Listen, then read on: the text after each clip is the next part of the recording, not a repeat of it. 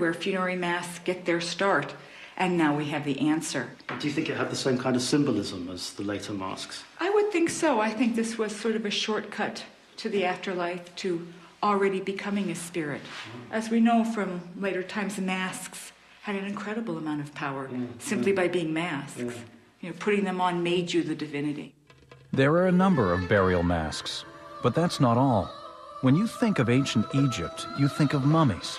Evidence of those too can be found here. Mummies created thousands of years before King Tut. We have some of the earliest evidence, if not the earliest evidence, for the beginnings of artificial mummification. Here we have a mummified hand, and this dates to about 3600 BC, and you can see the fingers still in there. And the other hand would be placed over it because the people were buried on their sides in a fetal position, preparing for rebirth, with the hands by the head.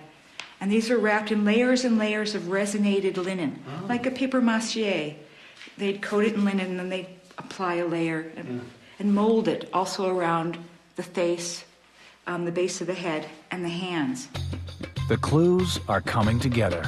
It wasn't aliens or an invading army who built the pyramids and mummies of ancient Egypt. Those ideas began here, on the banks of the Nile.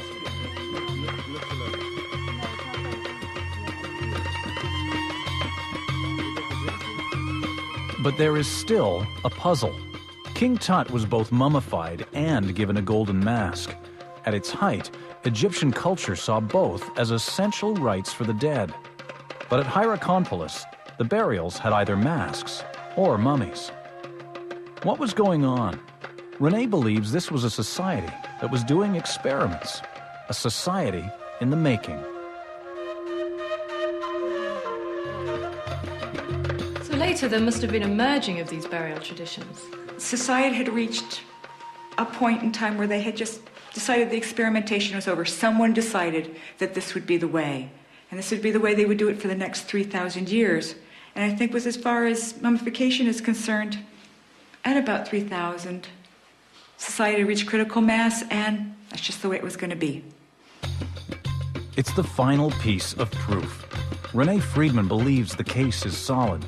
The people of Hierakonpolis were the ancestors of the pyramid builders. Her remarkable finds